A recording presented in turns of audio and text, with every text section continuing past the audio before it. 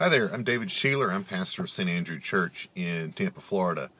And just this past week, my kids came back from a week of camp, and I started thinking about and remembering some of my experiences at camp when I was their age. I particularly actually remember one time at being at camp, at church camp, and they gathered us in the evening around the campfire out in the woods.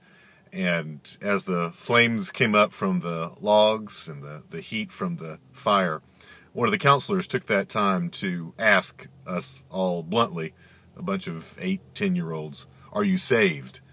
And he went on from there to talk about hell and fire and how we needed to be saved from all that as we think about meeting our mortal end. And I remember as a 8, 9-year-old of being scared to death, literally having the bejeebers scared out of me or the hell scared out of me. As an adult, I've actually started to be a little offended by that, to recognize how he manipulated a bunch of little kids for some other strange purpose, to get us to believe the right way or to pray some prayer the right way.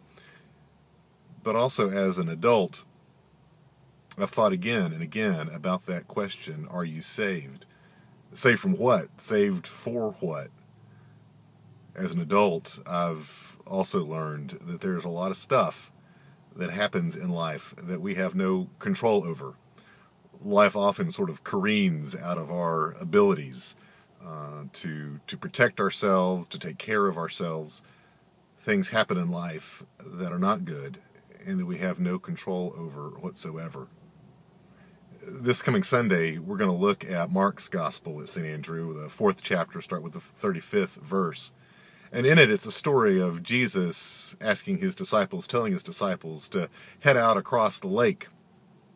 And while they are there, a storm blows up, and the wind blows, and the waves toss the boat around, and the disciples panic. Jesus, unfortunately, is actually asleep on a pillow in the back of the boat, and they rush to him and say, "Jesus, don't you care that we are about to die?"